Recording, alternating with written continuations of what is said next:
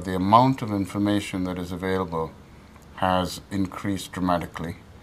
The time that is given to being able to deal with that information has stayed fairly constant, which means that the kind of environment I work in, understanding about information, how it's created, how it flows, what comes in the way, how people can enrich it, how people share it, or what are the rights and wrongs about it.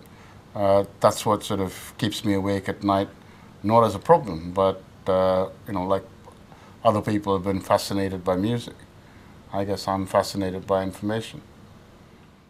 So one of the things that really gets me about intellectual property in all its forms, whether it's in music or in books or in magazines or in film, is that people don't generally want to steal what that content is. That people are quite happy to pay for value received.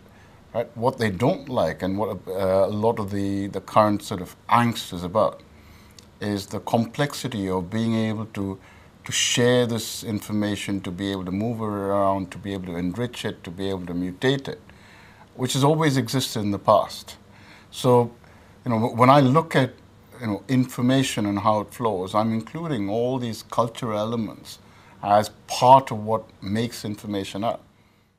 There has always been a bonding drive in human beings, and it is part of that bonding drive that gets people to share. Right?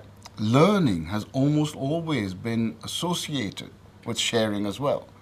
Right? Even if it goes down to the origins of the World Wide Web. It was about academics wanting to be able to share papers and move them around.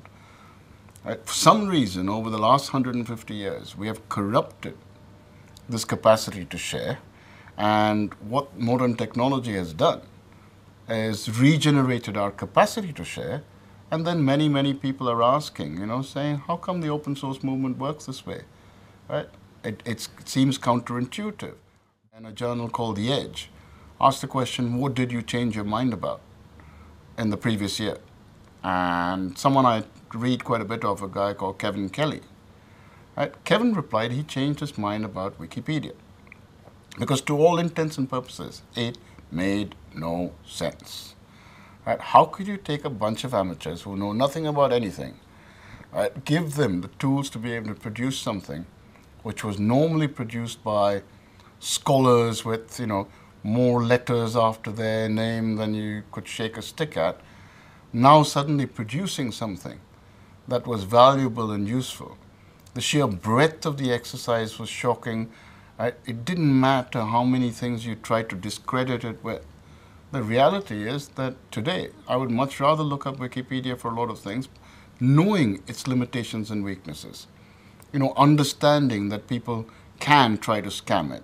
Having a quick look at the revision history and seeing the chat environment to say, what else can I find out?